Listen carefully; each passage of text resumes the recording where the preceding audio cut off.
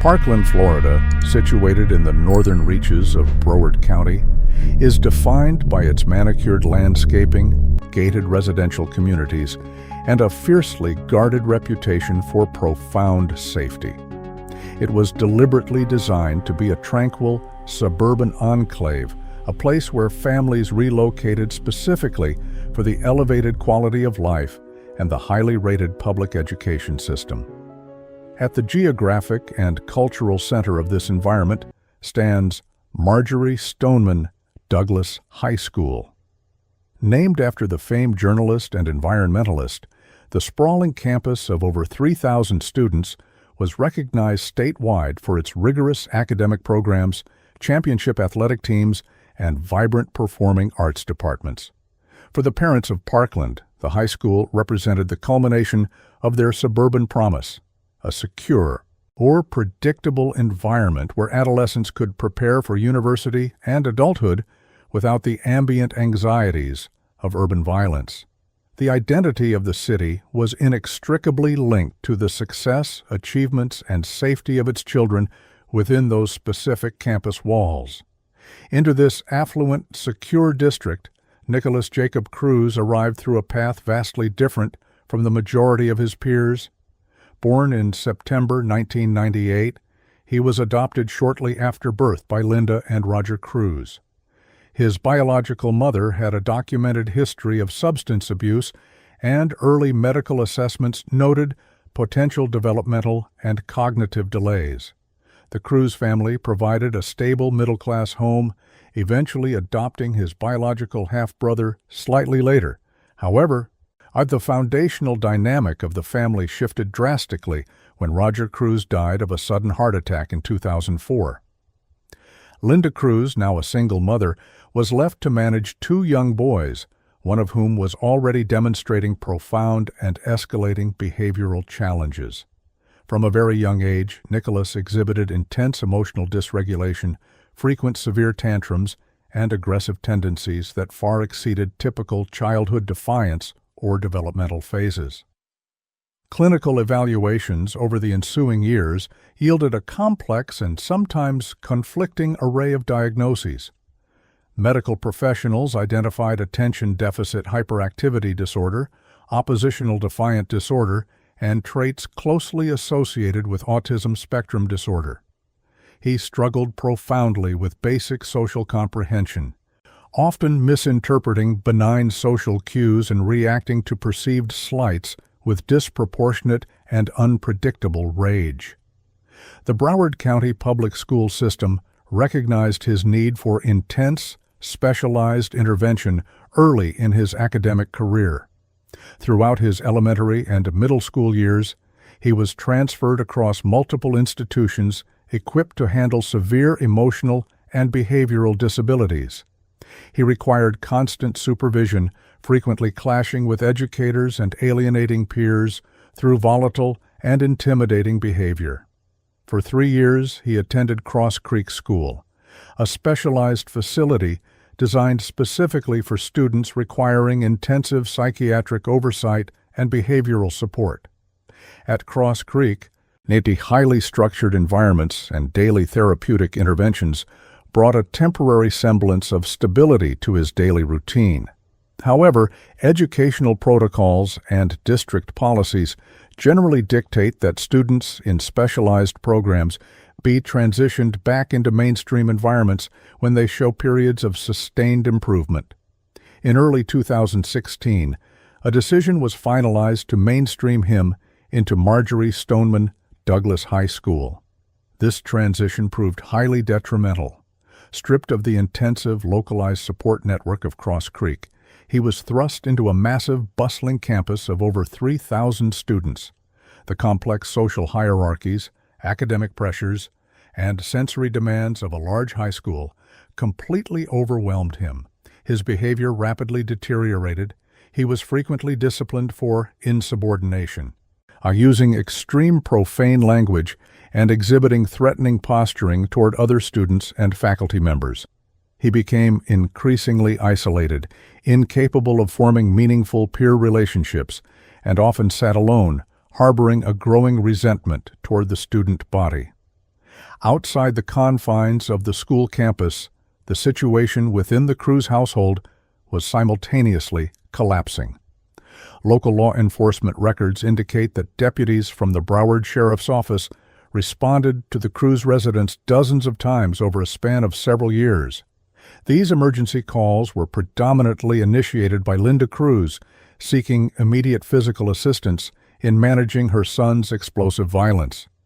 These episodes often involved destroying household property, punching holes in the walls of the home, and engaging in physical altercations.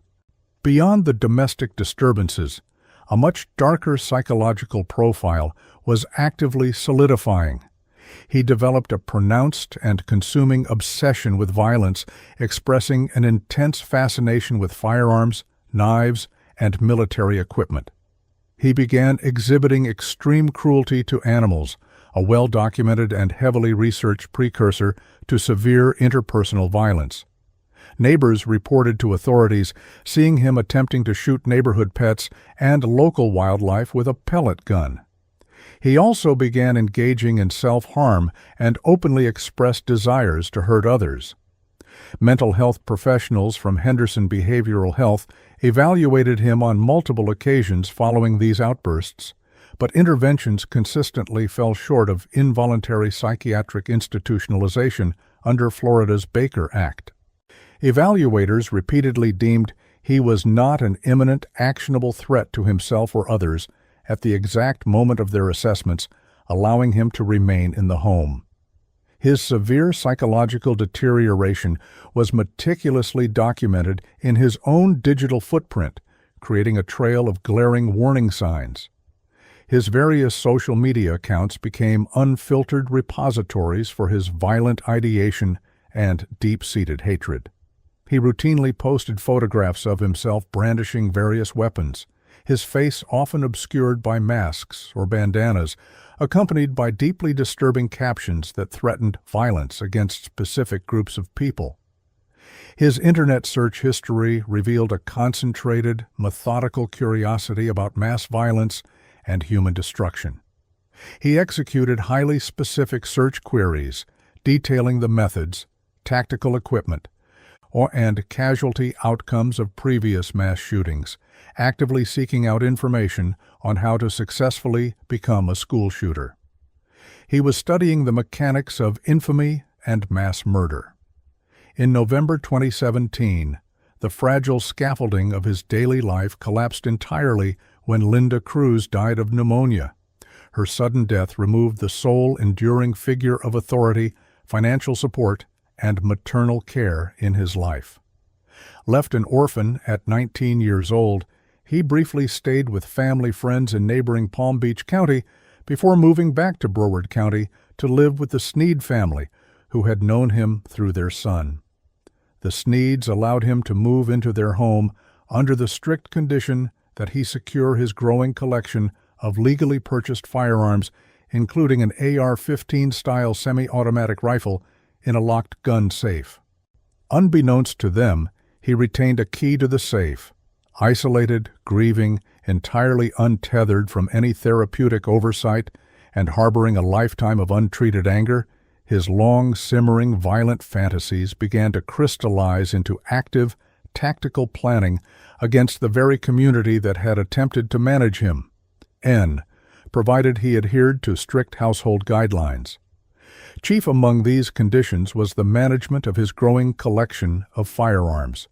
The family required him to purchase a locking gun cabinet from a local retail store to secure his weapons before bringing them into their home. He complied, purchasing a metal safe and setting it up in his bedroom. However, this requirement was fatally compromised by a critical oversight. The family instructed him to hand over the key, but he claimed he had lost it while secretly retaining possession of it. To his host family, he appeared as an emotionally stunted teenager attempting to find stability after a devastating loss. He held down a low-wage job at a local discount store, attended adult education classes, and routinely walked the family dogs. Behind the closed door of his bedroom, however, a methodical and lethal fixation was taking precise shape, entirely undetected by those sleeping under the same roof. The arsenal locked inside that bedroom cabinet had not been acquired overnight. It was the result of a sustained effort to arm himself. A year prior, in February 2017, he legally purchased a Smith & Wesson M&P 15 semi-automatic rifle from a tactical supply store in Coral Springs. At the time of the purchase, he was 18 years old.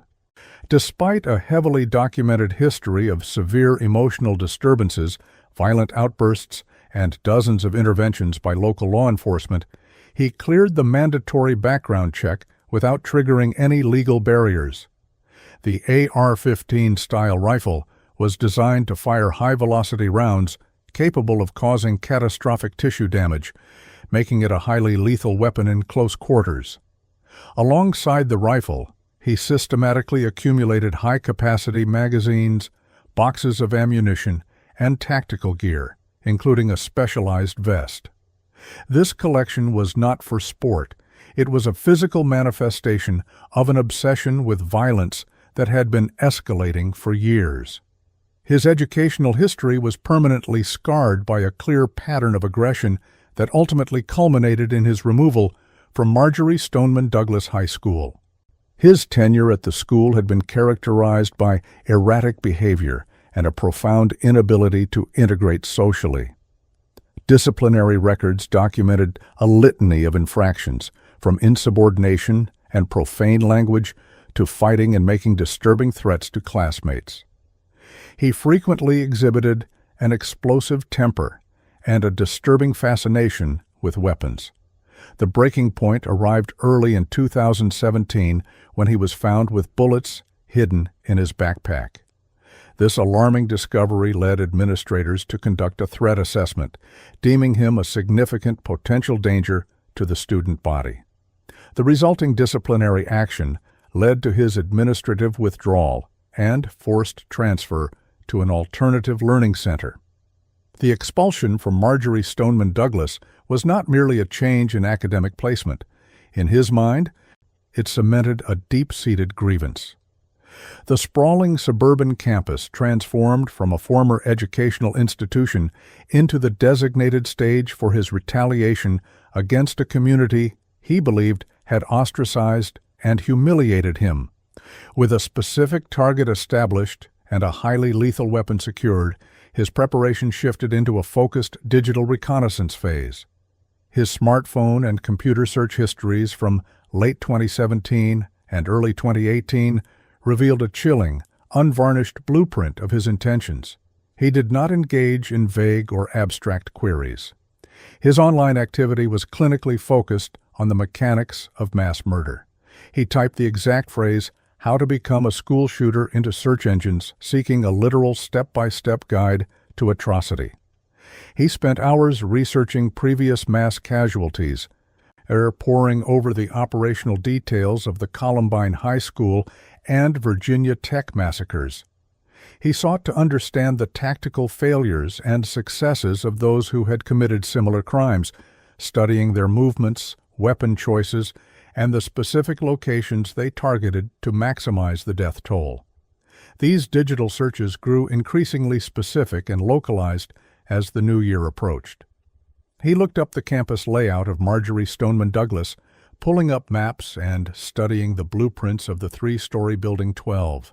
He researched police response times to active shooter incidents in Broward County, attempting to calculate exactly how many minutes of unimpeded time he would have to carry out his attack before encountering armed law enforcement. He sought information on the most effective ammunition to use against human targets, researching the ballistics of the AR-15 platform. The digital footprint extended to inquiries about how to cause maximum blood loss, the penetration power of different calibers through interior walls, and how to create a diversion using smoke grenades. He was not merely fantasizing about violence. He was actively engineering a localized massacre down to the minute.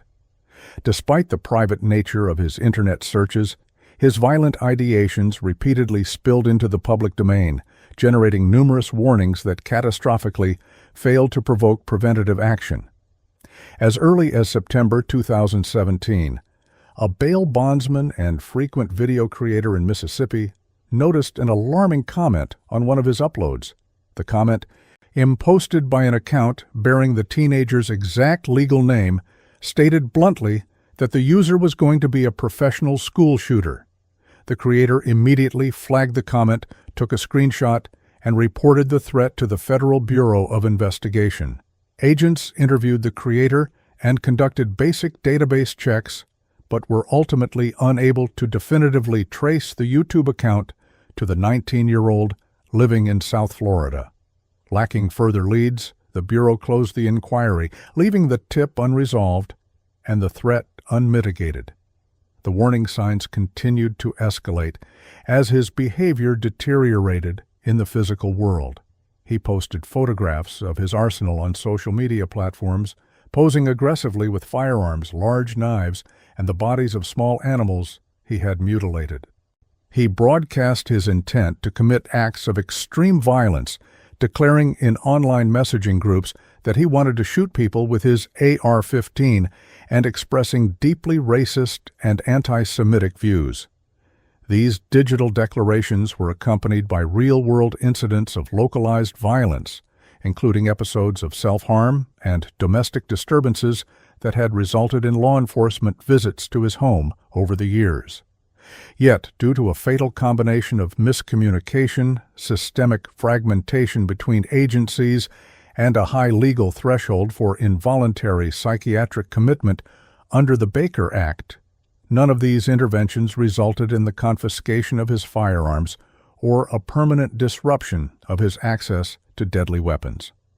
The most explicit and detailed warning occurred on January 5, 2018, just under 6 weeks before the attack.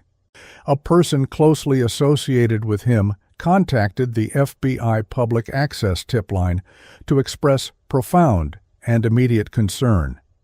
The caller provided a highly accurate assessment of the impending threat, reporting that the teenager had a severe propensity for violence, was gathering an arsenal of guns, exhibited unpredictable and aggressive behavior, and most critically, might conduct a school shooting. The caller explicitly directed the FBI to his Instagram accounts, which featured highly disturbing imagery and voiced a direct fear that he was actively preparing to kill people. Standard federal protocol dictated that this precise information be assessed, categorized as a high-priority threat to life, and forwarded immediately to the Miami field office for an aggressive investigation. Instead, a catastrophic failure in the intake process occurred. The information was improperly analyzed by the call taker, the tip was not forwarded to the local agents, and no local law enforcement agencies were notified. The teenager was left entirely undisturbed to finalize his tactical preparations. In the weeks leading up to February, his psychological detachment from reality appeared absolute. He spent his time alone in the Sneed residence, surrounded by the equipment he would soon deploy.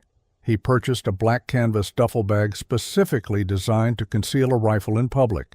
He practiced loading and unloading his magazines, familiarizing himself entirely with the operational rhythm of the weapon to ensure he would not be delayed by mechanical jams. His online searches began to include queries for pump-up music for a school shooter, indicating a chilling desire to curate an auditory backdrop for his planned violence. He methodically mapped out the exact time of day that would guarantee the highest concentration of students in the hallways, focusing on the minutes just before dismissal. During this final preparatory window, he also took the time to record a series of cell phone videos, essentially delivering his own digital manifesto to be found after the fact. In these recordings, he presented himself with a calm, deeply unsettling certainty. He introduced himself by name and plainly stated his objective to be the next school shooter of 2018. Looking directly into the camera lens, he detailed his operational plan, stating that he would take a ride-share service to the Marjory Stoneman Douglas campus, unpack his AR-15, and begin firing at individuals in the main courtyard before moving into the buildings. He expressed an intense hatred for society, claiming he had had enough of being told what to do and when to do it. He framed the impending massacre as an act of asserting ultimate power over those he felt had ignored, mocked, or isolated him. He promised with a terrifying smirk that after the attack, everyone would know his name. These final days were marked by a total and catastrophic absence of deterrence. The host family continued about their daily routines, completely unaware that the young man sleeping under their roof had finalized a detailed operational plan for mass murder. The metal gun cabinet in his bedroom remained shut, securing the high-velocity weapon and ammunition until the precise moment he deemed necessary to unleash them. He had meticulously calculated his ammunition needs, packing multiple magazines into his tactical vest and planning exactly where each spare would be positioned for rapid reloading. Every single aspect of the assault had been researched, visualized, and rehearsed in total isolation. The systemic safeguards designed to identify, intercept, and neutralize such a highly telegraphed threat had universally failed at every level, leaving a clear and unobstructed path for the heavily armed teenager to direct his long-simmering rage toward the corridors of his former high school. At exactly 2:19 p.m. on February 14th, a gold vehicle pulled to the curb near the eastern gates of Marjorie Stoneman Douglas High School. The afternoon sun illuminated the sprawling Parkland campus as a 19-year-old former student stepped out of the rideshare car.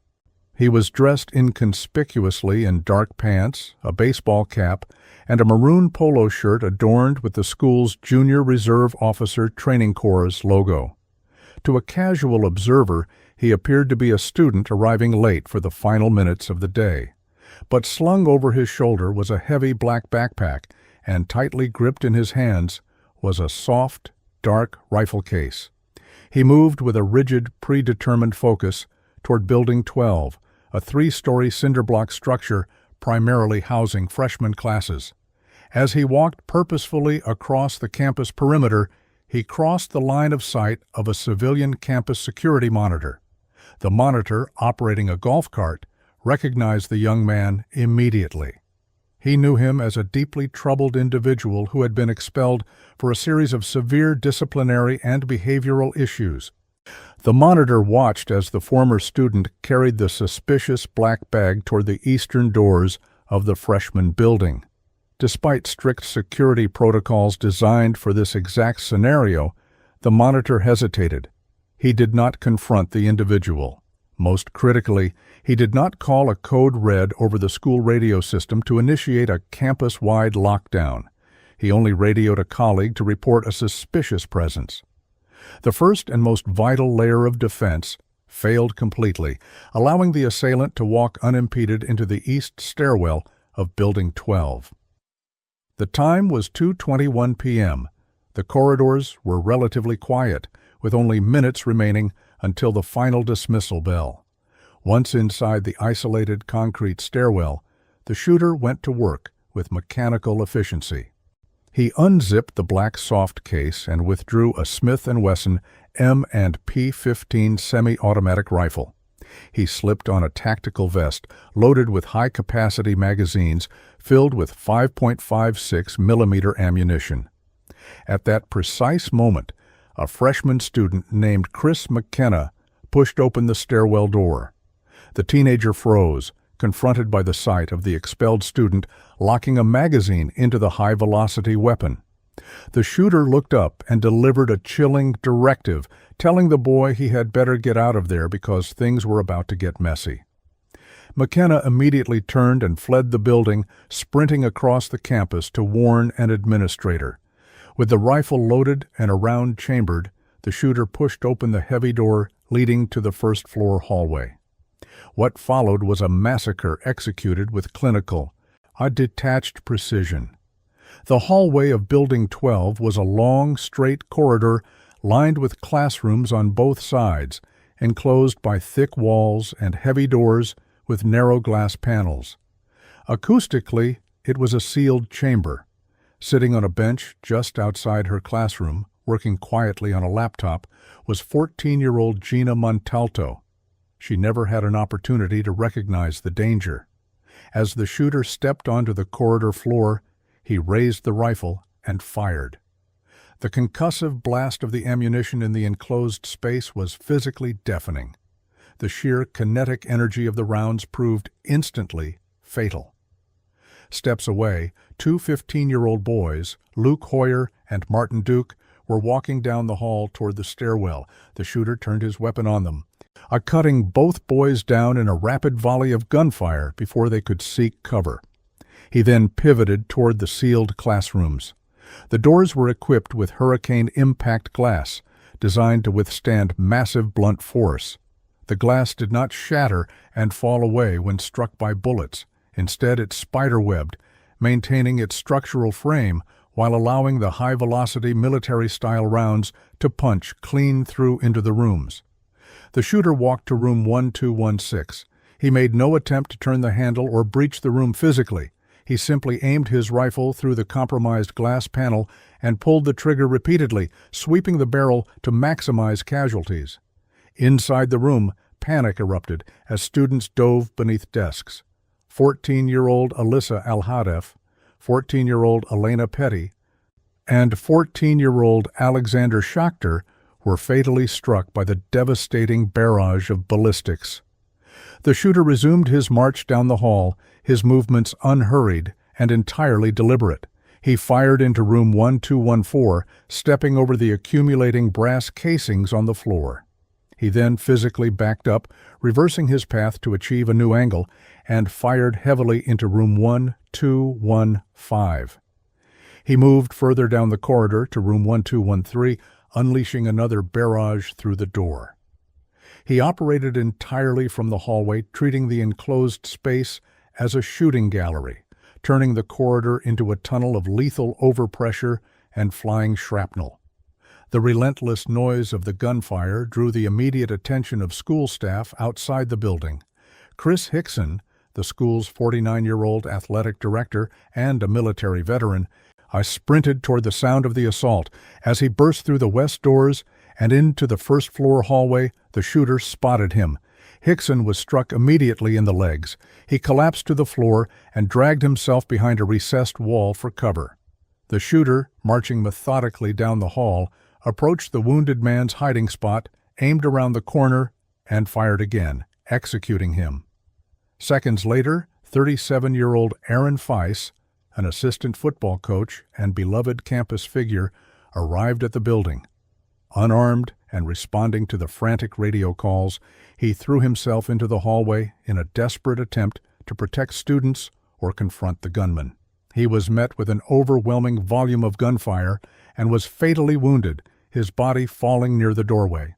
By this point, the sheer volume of discharged ammunition had fundamentally altered the physical environment of the first floor. The air was thick with gray, acrid cordite smoke, and the pulverized dust of shattered drywall. This dense accumulation of smoke and airborne particulate matter drifted upward into the ceiling sensors, triggering the building's automated fire alarm system. It was a catastrophic mechanical response that would doom the students and faculty on the top floor. At 2:23 p.m., the shooter reached the west end of the first-floor hallway. He had fired dozens of rounds and left an unfathomable scene of devastation behind him. He pushed through the heavy doors into the west stairwell, reloaded his weapon, and climbed to the second floor. As he stepped onto the second-floor hallway, he found it entirely empty.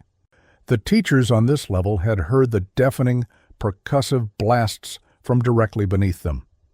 Recognizing the unmistakable sound of high-powered gunfire, they had immediately locked their doors, turned off the overhead lights, covered the window panels with paper, and huddled their students in hard corners, areas of the classroom not visible from the hallway sight lines. The shooter walked down the long, vacant corridor, his rifle raised. He fired several rounds through the glass of room 1234. But the classroom was secure, and the students were effectively hidden in the blind spots. No one on the second floor was struck. Finding no visible targets, he did not linger or attempt to force entry. He maintained his steady pace, reached the east stairwell, and ascended to the third floor. The situation on the third level was profoundly different, dictated by a tragedy of timing and conflicting protocols. The teachers and students on the top floor were too isolated to clearly hear the initial muffled gunshots over the ambient noise of their lessons. What they did hear was the piercing, unmistakable shriek of the fire alarm triggered by the smoke below. Following deeply ingrained safety protocols, teachers had opened their doors and ushered hundreds of students out of the classrooms and into the central hallway to evacuate the building. They were walking directly into a fatal funnel. As the dense crowd of teenagers moved toward the stairwells, the distinct, terrifying sound of gunfire finally echoed up the concrete shafts. Panic seized the corridor. The sudden realization that this was an active shooter event sent shockwaves through the mass of students. They scrambled frantically, creating a chaotic surge of bodies attempting to reverse course and flee back into the classrooms they had just vacated. However, many of the heavy doors, designed to lock automatically from the inside to secure empty rooms, had clicked shut. Dozens of students were trapped in the open hallway with no available cover. At approximately 2:24 p.m., the door to the east stairwell swung open and the shooter stepped onto the third floor. He raised the rifle and immediately began firing into the terrified, bottlenecked crowd.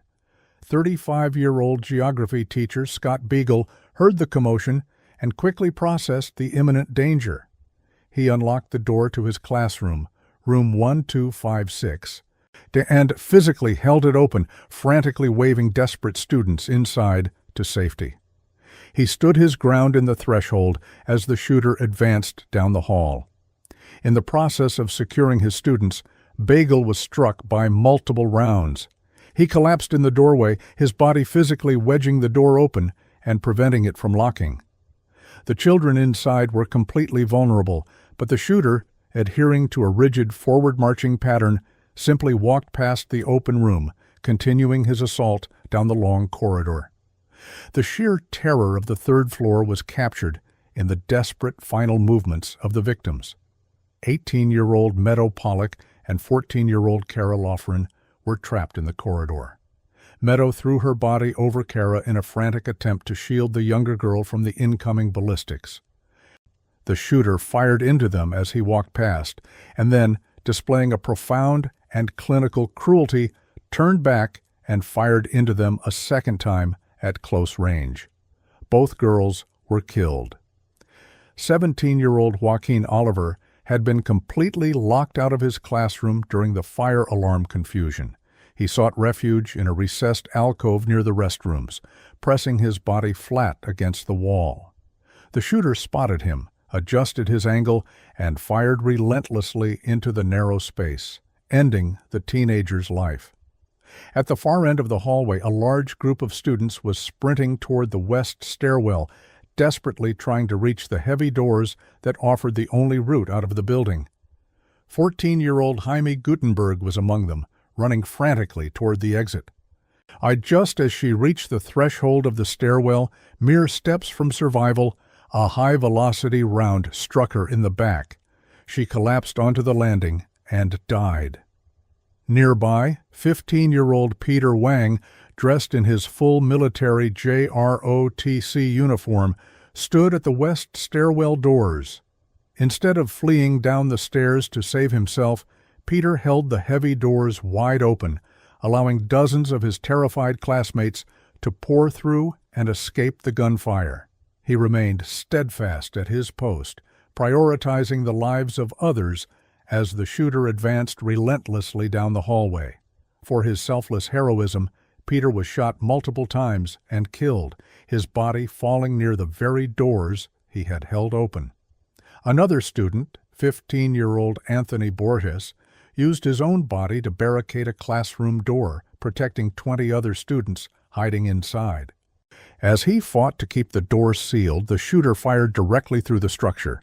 Borges was struck 5 times by the heavy rounds. The bullets shattered his femur and tore devastating paths through his torso, but he held his ground, surviving the onslaught through sheer physical endurance and preventing the assailant from entering the room. The air on the third floor grew thick with pulverized drywall, floating debris, and the suffocating smell of discharged ammunition. Blood pooled heavily on the polished linoleum, and the deafening roar of the weapon was punctuated only by the cries of the wounded. The shooter had fired 139 rounds in less than 6 minutes.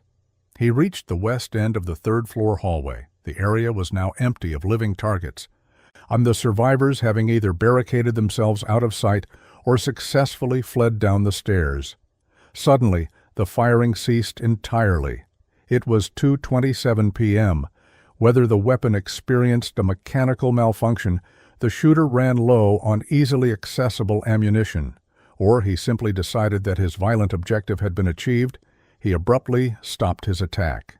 His physical demeanor shifted instantly from an aggressive, advancing assailant to a frantic suspect highly focused on self-preservation.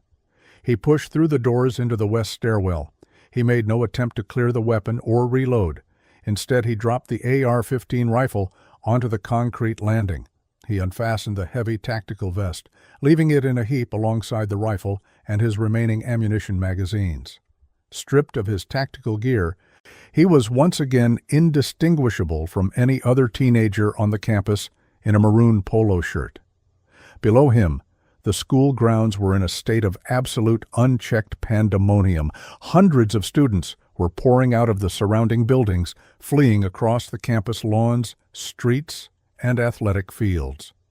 The shooter jogged swiftly down the stairs, pushed open the exterior ground floor doors, and seamlessly blended into the tidal wave of terrified, fleeing teenagers. He ran alongside the very people he had just been hunting, crossing the fields and heading off the school property, entirely undetected by the first responding law enforcement officers who were just beginning to secure the perimeter. Behind him, Building 12 fell completely silent, save for the relentless blaring of the fire alarms and the localized sounds of the injured. In less than 6 minutes, the shooter had systematically navigated 3 floors, discharged massive amounts of lethal ammunition, and left 17 people dead or dying, with 17 more suffering from catastrophic gunshot wounds. The structural exterior of the freshman building remained intact, but inside, the corridors were transformed into an unfathomable scene of devastation. The clinical, minute-by-minute execution of the attack was over, permanently locking the hallways of Marjory Stoneman Douglas High School into a tragic and horrifying fixed point in history. Law enforcement officers from the Broward Sheriff's Office and the Coral Springs Police Department converged on the Marjory Stoneman Douglas campus in overwhelming numbers. Heavily armed tactical teams breached the doors of Building 12, stepping into a scene of unimaginable devastation. Blood pooled in the hallways, and the air hung heavy with the acrid smell of spent gunpowder and the deafening shriek of the fire alarms. The immediate priority was neutralizing the threat. Officers moved systematically from classroom to classroom, their weapons drawn, shouting commands to terrified students huddled in corners or hiding in closets. Paramedics and rescue task forces trailed closely behind the entry teams, beginning the grim process of triaging the wounded and marking the deceased. At this stage, the tactical units operated under the assumption that an active shooter remained somewhere within the labyrinth of the 3-story structure. The sheer scale of the campus compounded the difficulty of the search. Sirens wailed continuously as helicopters circled overhead, relaying aerial intelligence to a rapidly expanding command post on the perimeter. Hundreds of law enforcement vehicles choked the surrounding streets, essentially locking down the entire city of Parkland. Roadways were blocked, and a massive secure perimeter was established to prevent anyone from entering or leaving the zone. Surviving students who had managed to escape the building were directed to stage at nearby locations, including a hotel and a middle school, where anxious parents were already beginning to gather. Inside Building 12, officers clearing the third-floor stairwell made a critical discovery. Abandoned on the landing lay an AR-15 style semi-automatic rifle, a tactical vest containing multiple high-capacity magazines, and a black backpack. The weapon was jammed. The shooter had shed his tactical gear and primary weapon before blending into the chaotic exodus of students. This evidence confirmed the high lethality of the attack, but also suggested the suspect was now unarmed, or at least no longer carrying the rifle, and had likely fled the immediate vicinity of the massacre. To locate the suspect, investigators desperately needed visual confirmation of his identity and current location. A team of officers, alongside school security personnel, rushed to the campus camera control room. They began scrolling through the closed-circuit television feeds from Building 12. Almost immediately, they located footage of a young adult male carrying a rifle case, wearing a burgundy Marjorie Stoneman Douglas Jr. Reserve Officer Training Corps polo shirt, dark pants, and a baseball cap. He was captured moving methodically through the corridors, raising the weapon and firing.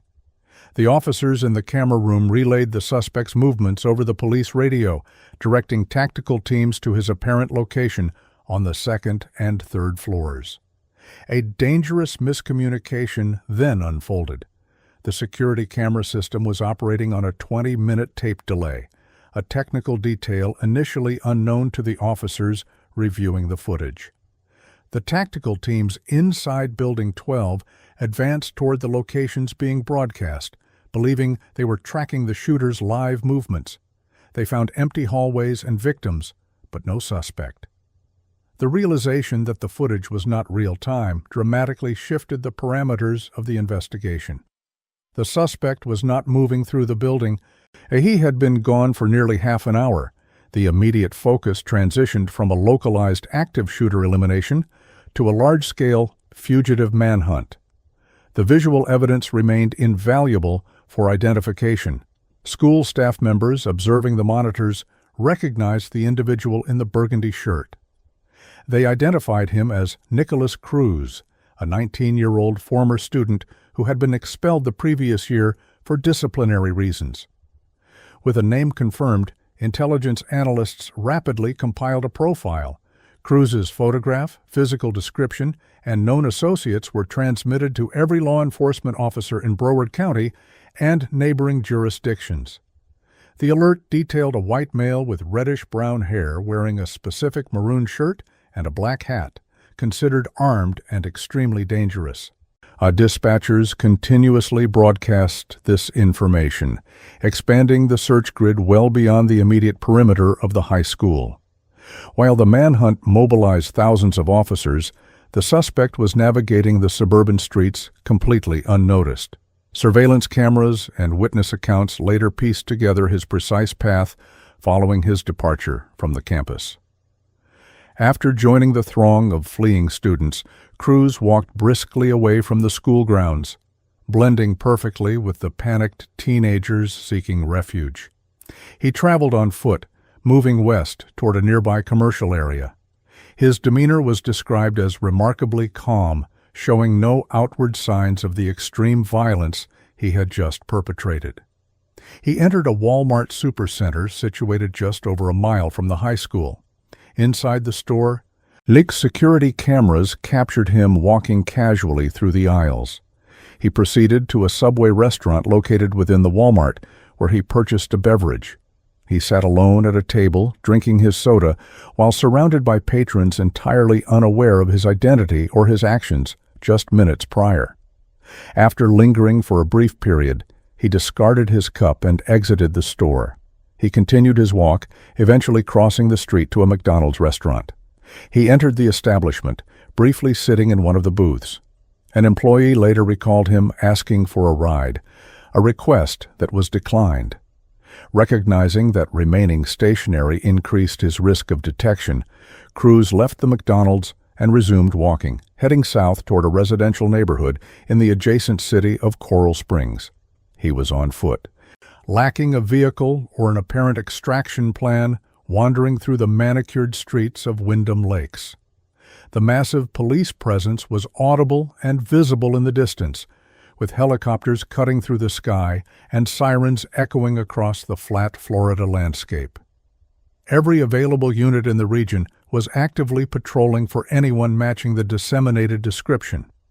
Officer Michael Leonard of the Coconut Creek Police Department had responded to the mutual aid call.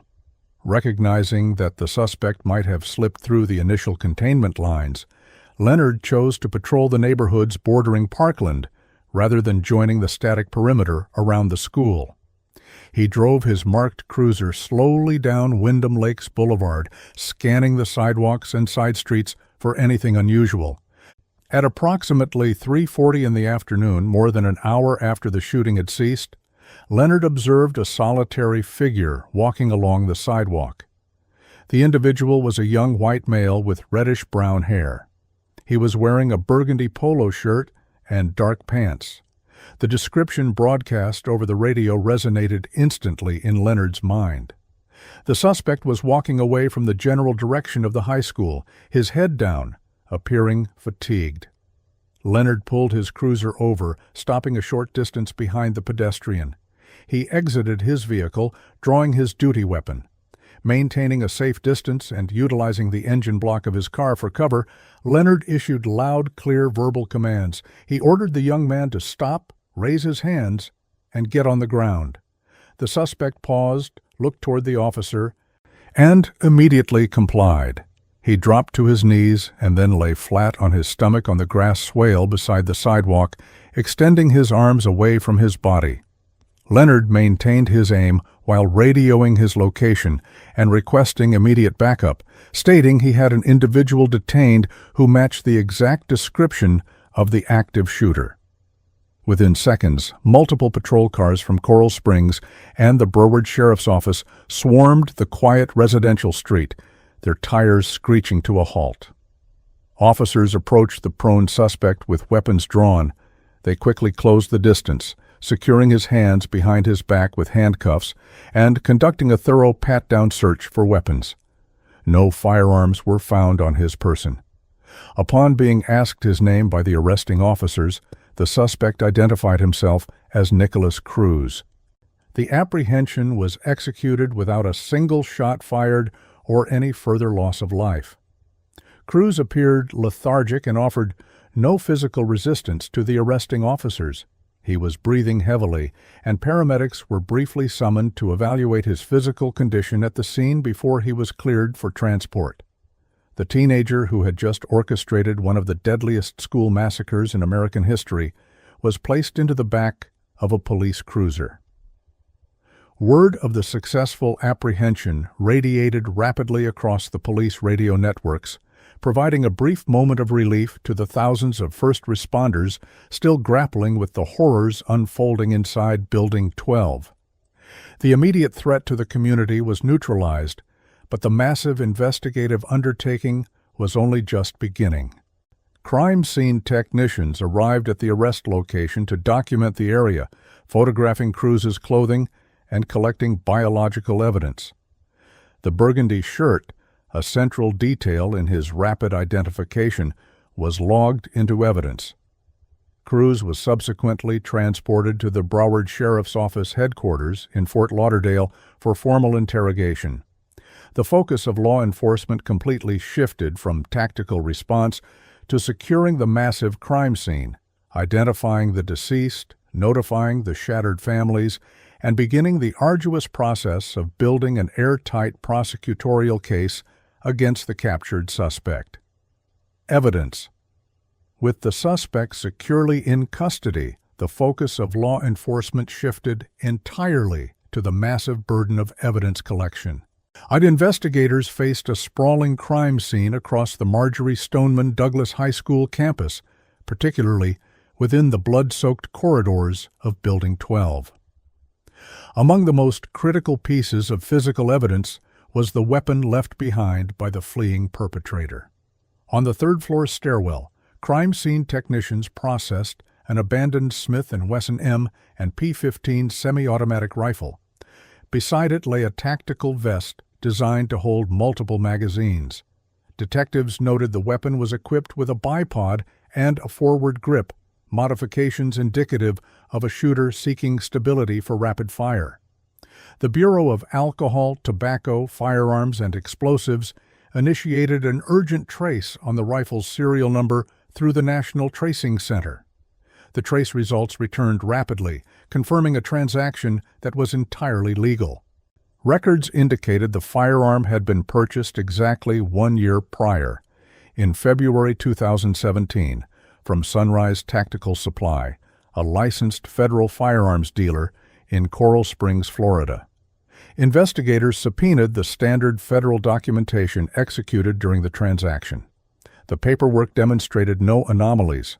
The background check processed through the National Instant Criminal Background Check System had cleared without triggering any federal alerts.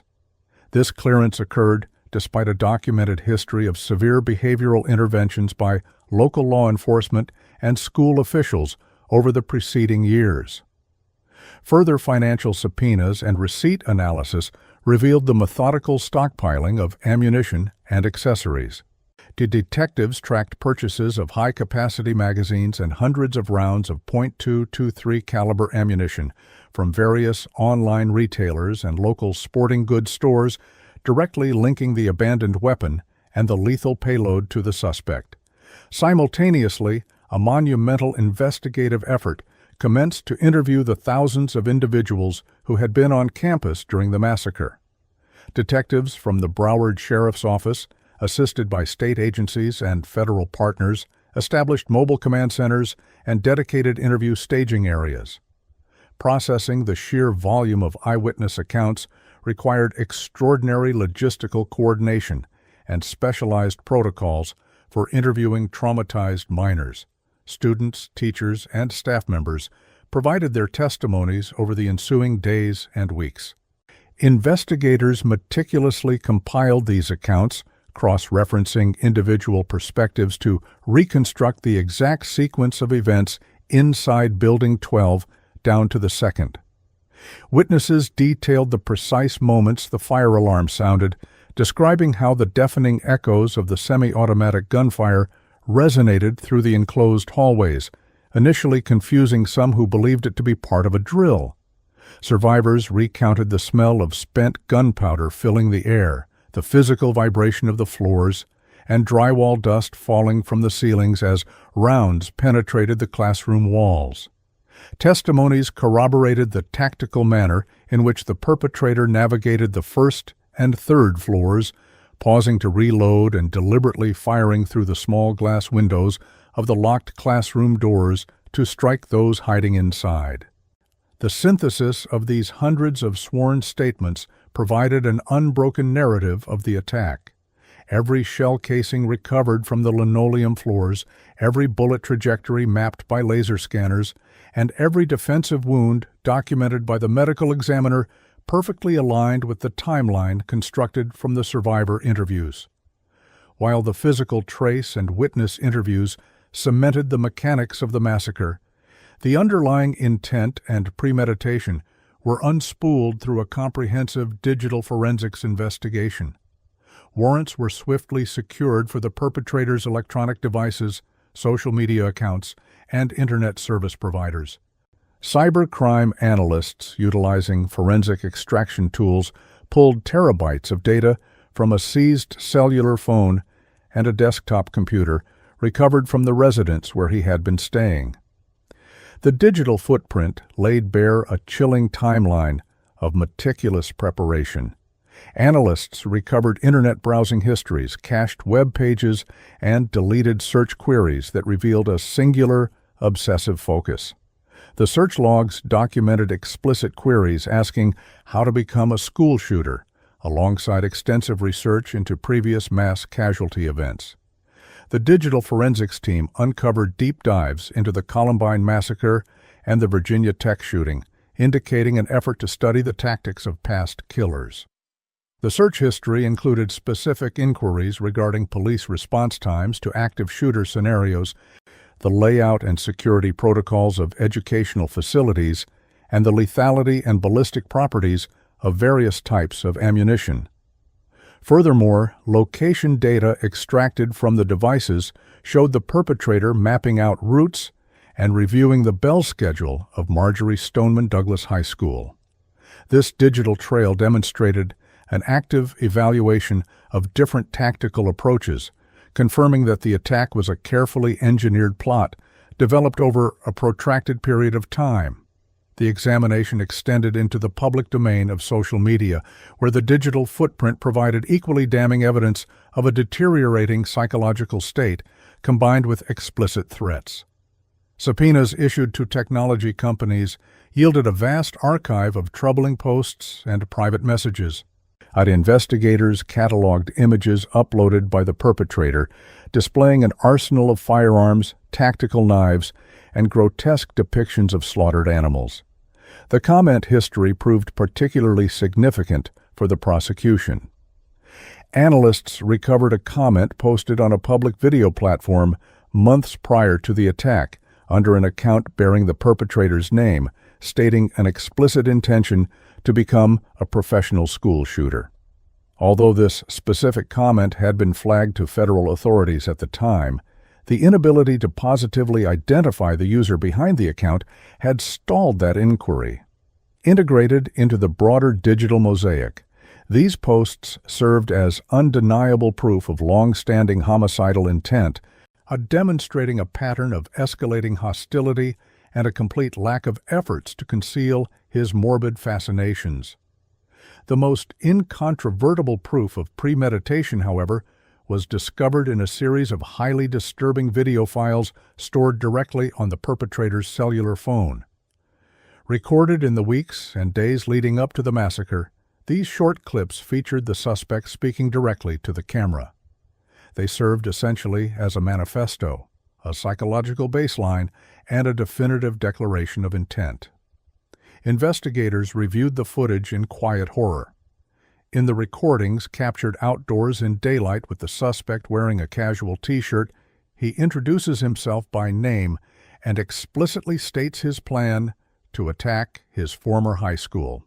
He outlines his goal with chilling precision, stating he aims to kill at least 20 people with an AR-15 style rifle. The videos captured a calm, deliberate, and entirely lucid demeanor. He is seen discussing the logistical framework of his plan, including his intention to take a rideshare vehicle to the campus, the specific weapon he intended to deploy, and the exact building where he planned to initiate the attack. He verbalized a twisted sense of self-pity and entitlement, complaining at length about feeling marginalized, ignored, and unloved by his peers. Concurrently, he expressed an overwhelming desire for infamy and recognition. He declared that through this unprecedented act of mass violence, the world would finally be forced to know his name. The recordings lacked any indication of a psychotic break from reality or a sudden loss of control. Instead, they showcased a deeply disturbed individual fully comprehending the magnitude, legality, and moral consequences of his planned actions. He punctuated his monologues with morbid laughter, audibly anticipating the panic, terror, and grief he was about to inflict upon the student body. The compilation of these digital files, the meticulous firearm trace documentation, and the exhaustive witness testimonies created an impenetrable wall of evidence for the state attorney's office. Law enforcement possessed not only the physical weapon linking the perpetrator to the crime scene, but also the digital receipts and federal forms proving its lawful, yet sinister, acquisition. The witness statements mapped his exact physical movements during the assault, corroborating the devastating ballistic evidence left in the shattered classrooms. Most importantly, the cell phone videos and the exhaustive internet search history eliminated any potential legal defense relying on diminished capacity, sudden impulse, or lack of premeditation. The digital footprint proved beyond any reasonable doubt that the perpetrator had studied, planned, and anticipated the massacre for months. He had researched the methodologies of past killers, acquired the necessary weaponry, mapped out his tactical approach, and recorded a video diary detailing his murderous objectives. The sheer volume, specificity, and irrefutable nature of this evidence shifted the trajectory of the legal proceedings immediately. It handed the prosecution a meticulously documented timeline of preparation, leaving absolutely no doubt that the tragedy inflicted upon the Parkland community was the direct result of a calculated, cold-blooded, and premeditated design executed with horrifying precision. In October 2021, the trajectory of the judicial proceedings shifted abruptly. The perpetrator formally entered guilty pleas to 17 counts of premeditated first-degree murder and 17 counts of attempted first-degree murder. By acknowledging his direct responsibility for all 34 charges, the defense bypassed a traditional guilt phase trial. This legal maneuver fundamentally altered the landscape of the courtroom.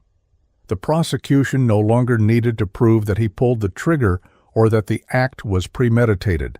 The defendant had conceded these facts on the public record. Consequently, the judicial focus narrowed entirely to a single, or profound question: whether the state would exact the ultimate penalty of death or sentence him to spend the remainder of his natural life incarcerated without the possibility of parole. The penalty phase commenced in the summer of 2022, transforming a Broward County courtroom into a theater of intense legal scrutiny and unimaginable grief. In capital cases, the penalty phase operates essentially as a distinct trial, complete with opening statements, witness testimonies, cross-examinations, and closing arguments. The prosecution bore the immense burden of proving that the aggravating factors surrounding the massacre definitively outweighed any mitigating circumstances the defense might present. The state systematically detailed the cold, calculated execution of the attack. Prosecutors argued that the sheer brutality, the high number of casualties, and the deliberate targeting of an educational institution warranted the highest level of punishment available under the law. They emphasized the heinous, atrocious, and cruel nature of the violence inflicted upon defenseless adolescents and the educators who sought to protect them. During their presentation, the prosecution methodically reconstructed the timeline of the violence to underscore the conscious decisions made minute by minute. They called medical examiners to testify to the catastrophic nature of the wounds, ensuring the jury understood the physical reality of the devastation. Surviving students and teachers were brought to the stand to recount the terror of being trapped in classrooms as the violence unfolded in the corridors. These accounts provided the jury with a visceral understanding of the trauma inflicted on the survivors, cementing the prosecution's argument that the perpetrator acted with a depraved mind, entirely indifferent to human life. Conversely, the defense team constructed a mitigation narrative centered entirely on severe neurological dysfunction and psychological deficits. Their objective was not to excuse the violence, but to provide a medical and developmental context that might compel a jury to spare his life. They introduced extensive medical records, school evaluations, and biographical data spanning from his in utero development to the day of the shooting. Testimonies from various mental health professionals, neuropsychologists, and psychiatrists were presented to the jury. The defense argued that the perpetrator suffered from fetal alcohol spectrum disorder, a condition resulting from his biological mother's documented and severe substance abuse during pregnancy. The defense contended that these prenatal exposures resulted in permanent neurodevelopmental impairments, fundamentally altering the architecture of his brain.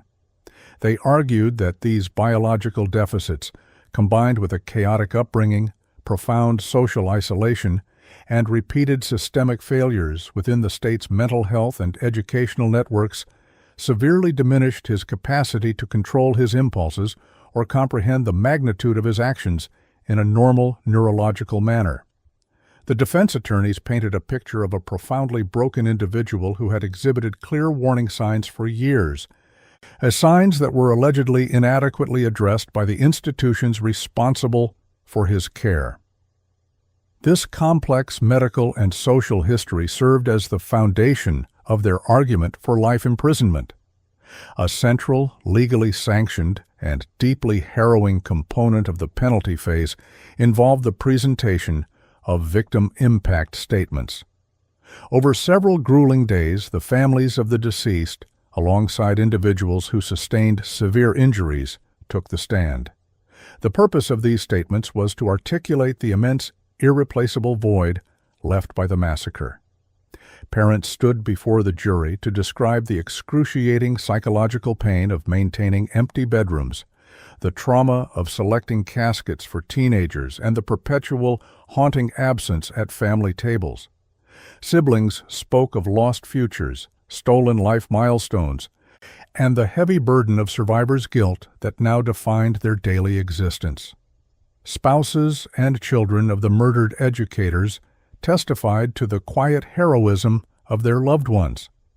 They shared stories of teachers and coaches who prioritized the safety of their students above their own survival, sacrificing their lives in the process.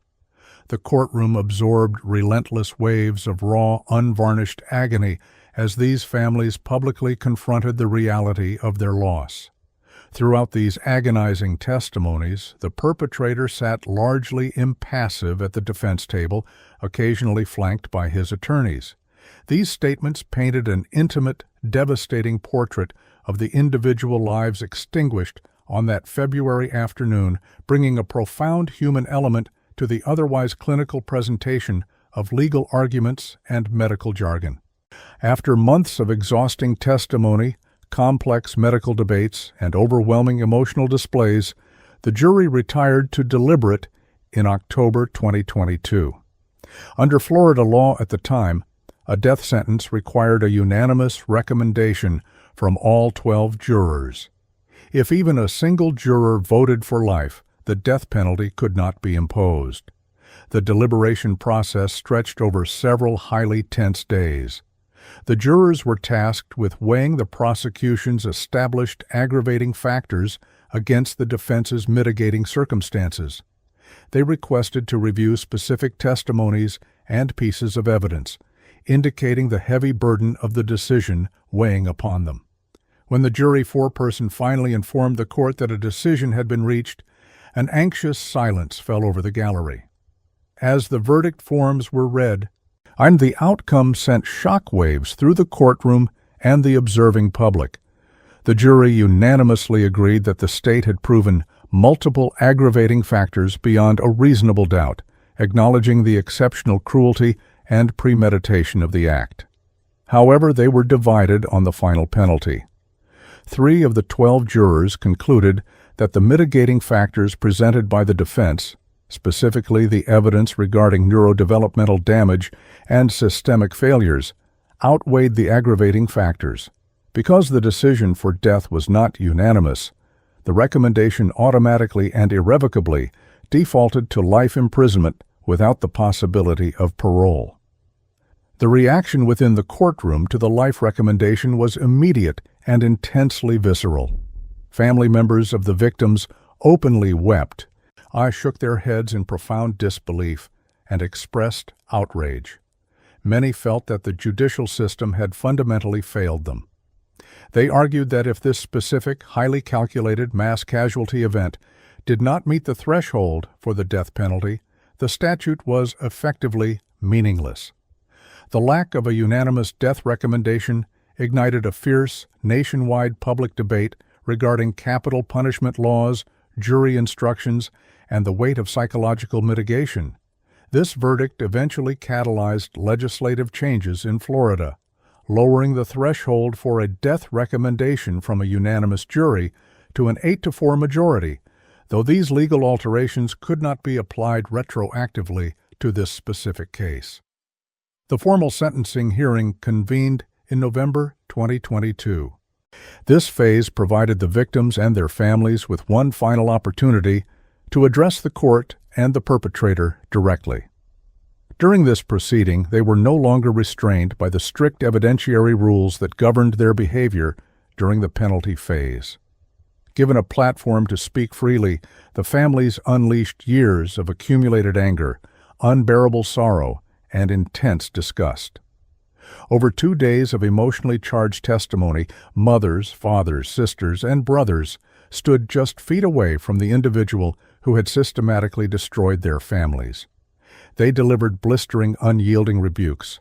Family members condemned the perpetrator's cowardice, his deliberate cruelty, and what they perceived as the manipulation of the legal system through his mental health defense. They verbally dismantled the defense's narrative, asserting that a difficult upbringing did not excuse calculated mass murder. Many expressed a grim hope that he would face brutal realities and severe isolation within the general prison population. Others purposefully refused to acknowledge him directly, focusing their allotted time entirely on preserving the pristine memories of their loved ones, determined not to let the perpetrator's name or actions overshadow the bright legacies of those who were lost. Following the conclusion of the final victim impact statements, Judge Elizabeth Scherer proceeded to officially hand down the sentence. The legal mandate was clear based on the jury's recommendation, but the formal pronouncement required meticulous adherence to procedure. Judge Scherer methodically read through each of the 34 counts. She stated the name of each deceased victim, followed by the imposition of a life sentence. She then stated the name of each surviving injured victim, imposing another life sentence for the attempted murders. She explicitly mandated that all 34 sentences run consecutively, ensuring that the penalties stacked one upon the other, mathematically eliminating any theoretical possibility of release. In her closing remarks, Judge Scherer departed briefly from standard judicial detachment to directly address the sheer magnitude of the atrocity that had dominated her courtroom for years. She characterized the systematic slaughter of 17 innocent people and the physical maiming of 17 others as an act of unfathomable evil. She emphasized to the court that the legal system had meticulously afforded the perpetrator every constitutional right, due process, and protection that he had mercilessly and instantly denied his victims. With the final decisive strike of the gavel, she remanded him to the custody of the Florida Department of Corrections. He was immediately processed for transfer to a maximum security state penitentiary. The conclusion of the hearing marked the definitive end of the legal proceedings, closing the judicial chapter on a tragedy that permanently altered a community and left an indelible scar on the nation. Following the conclusion of the legal proceedings, the Parkland community faced the complex reality of moving forward while permanently anchored to a profound tragedy. For more than 6 years, a Building 12 stood as a macabre monolith on the Marjorie Stoneman Douglas High School campus. Looming behind a screened chain-link fence, the 3-story structure was frozen in time, preserved precisely as it was on the afternoon of the massacre. Blood-stained classrooms, abandoned desks, and bullet-riddled hallways were sealed off to serve as an active crime scene and an evidentiary exhibit for the trials. For the students, faculty, and local residents who passed it daily, the building was an agonizing physical reminder of the lives violently stolen. With the legal requirements finally fulfilled, the Broward County School District authorized the structure's destruction. On June 14, 2024, Cruz initiated a systematic mechanical demolition. An implosion was explicitly ruled out due to the risk of damaging adjacent campus structures and the acute potential for triggering further psychological trauma within the community. Instead, heavy machinery dismantled the building piece by piece, beginning from the top floor. Prior to its removal, officials organized guided tours for lawmakers, safety experts, and law enforcement personnel. These harrowing walkthroughs utilized the site to demonstrate how specific failures, such as the absence of bullet-resistant glass and proper interior locking doors, exponentially increased the death toll. The demolition process surfaced divergent emotions among the victims' families. Some parents desperately wanted the inescapable daily reminder of their children's final moments erased from the earth. Others felt a lingering reluctance, viewing the intact structure as an irrefutable monument to the necessity of improved school security. The physical erasure of the structure did nothing to alleviate the enduring devastation inflicted upon the survivors. The high-velocity ammunition fired during the attack caused catastrophic, lifelong bodily damage. The rounds did not simply pierce tissue, they caused massive internal cavitation, obliterating blood vessels, tearing through vital organs, and pulverizing bone. Many of the 17 wounded individuals required dozens of complex reconstructive surgeries, while others were left with permanent nerve damage, chronic pain, and limited mobility. Their lives have become an ongoing regimen of physical therapy and medical interventions. Beyond the visible scars, the psychological toll on the survivors remains deeply ingrained. As students, teachers, and first responders navigate a daily reality shaped by post-traumatic stress disorder, acute anxiety, and survivor's guilt. Routine occurrences such as unexpected loud noises, fire alarms, or crowded enclosed spaces routinely trigger debilitating flashbacks. While many survivors channeled their intense grief into prominent nationwide advocacy and policy reform, the personal burden of their trauma persists behind closed doors. They continually mourn the 17 individuals who were murdered, as well as the abrupt violent theft of their own adolescence. The ultimate legacy of the Parkland massacre is defined by this lifelong aftermath, carried by a community forced to endure the permanent echoes of senseless violence.